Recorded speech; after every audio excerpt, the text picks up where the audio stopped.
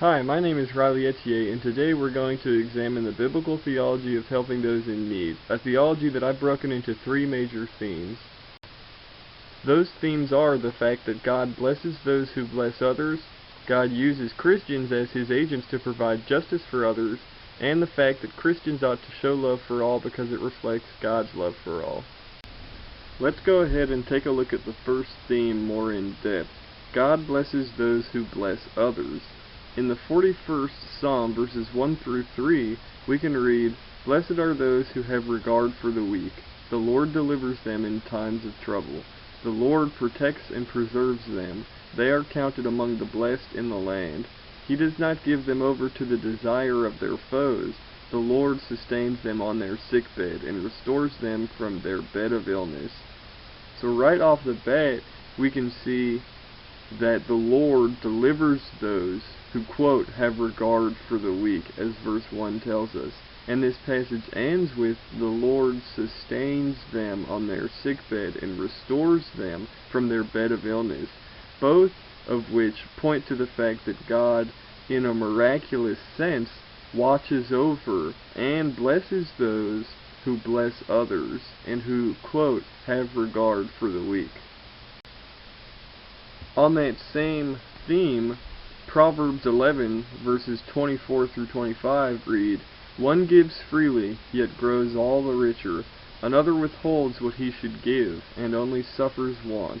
Whoever brings blessing will be enriched, and one who waters will himself be watered." So what this verse is pointing out is the true reward and the true blessing that comes from giving freely, not withholding riches.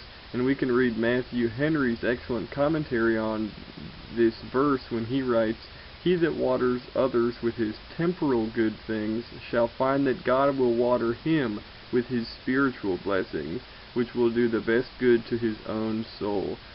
So, as the verse reads, whoever brings blessing will be enriched, and one who waters others with his temporal good things shall himself be watered by the spiritual blessings of God.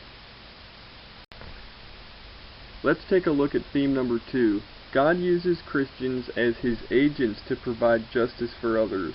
Proverbs chapter 31, verses 8 through 9 read, "Open your mouth for the mute, for the rights of all who are destitute. Open your mouth, judge righteously, defend the rights of the poor and needy." What these two verses point out are the call for all people who pursue righteousness to stand up for the social justices of people who may be victims of a lack of social justice, such as the poor and the needy. Proverbs 29 verse 7 reads, "A righteous man knows the rights of the poor. A wicked man does not understand such knowledge." What this verse does is it juxtaposes the idea of the righteous man and the wicked man, as is common in Proverbs.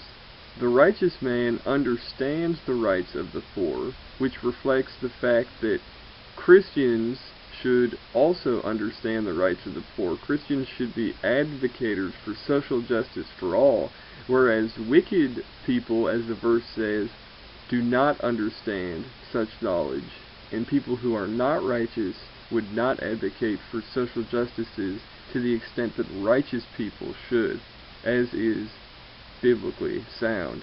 Psalm 82 verse 3 reads, "Give justice to the weak and the fatherless. Maintain the right of the afflicted and the destitute." Again, this verse is a call for all Christians to provide social justices for people who are afflicted or destitute. Diane Garland, author of Why I Am a Social Worker, writes about some key biblical examples of people that God has used to bring about justice and social change. Think of Moses with his speech impediment and objections to confronting Pharaoh. Jonah called to prophesy to a people he despised, fleeing from the task God put before him.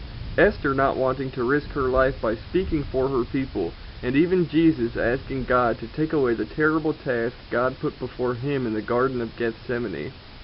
Now let's examine this. First we have Moses, who God used to bring about great social and judicial change for the nation of Israel by freeing them from the clutches of the tyrannical Pharaoh. Then we have Jonah, who God used to bring great change in the city of Nineveh, a completely lost and worldly city that was brought to the gospel by Jonah's preaching and prophesying. Then we have Esther, who was able to persuade the king to protect Israel from evil invaders. And finally, the pinnacle of God's justice, Jesus Christ, who justifies all men before God, provided they accept him and his life and death. Let's move on to the third and final theme, that Christians ought to show love for all because it reflects God's love for all. Proverbs 17 verse 17 reads, "A friend loves at all times, and a brother is born for adversity." Now, in order to understand this verse a little bit better, I'd also like to examine Jesus' words in John chapter 15, verses 12 through 15, which read, "This is my commandment, that you love one another as I have loved you. Greater love has no one than this, that someone lay down his life for his friends. You are my friends, if you do what I command you. No longer do I call you servants, for the servant does not know what his master is doing, but I have called you friends, for all that I have heard from my Father I have made known to you." What Jesus is getting at here is that his disciples are his friends, and that greater love has no one than this, that someone laid down his life for his friends, which is exactly what Jesus Christ did on the cross. And it is his standard of love that sets the ultimate standard of love. Christ's love is the highest form of love. When applied to Proverbs 17:17, "A friend loves at all times, and a brother is born for adversity," one can clearly see that as friends of God, Christians should reflect the love of Christ at all times. Proverbs 27:19 reads, "As in water face reflects face, so the heart of man reflects the man." Now, once again, in order to understand this verse, I'd like to point to another scripture in the New Testament, 2 Corinthians 3:18, which reads, "And we all, with unveiled face, beholding the glory of the Lord, are being transformed into the same image from one degree of glory to another, for this comes from the Lord, who is the Spirit." Now, as Proverbs 27:19 shows us, the heart reflects who someone truly is.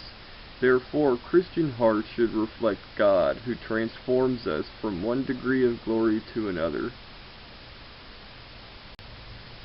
By utilizing the reflective nature of love in Christian hearts, the Bible uses God as the standard for how relationships should look.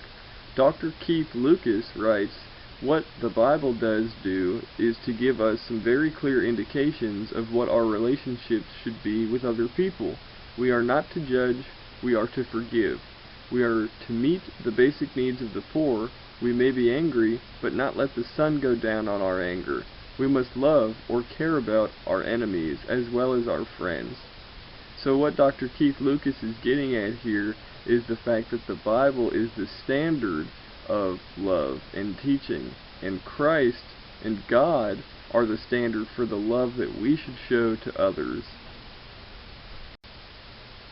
So in conclusion, one can clearly see that Psalms and Proverbs and the Bible as a whole show the theology of helping others through the fact that God blesses those who bless others, God uses Christians as his agents to provide justice for others, and lastly, Christians ought to show love for all because it reflects God's love for all. There is an incredibly strong biblical emphasis on helping those in need that I hope encourages all Christians to do exactly that.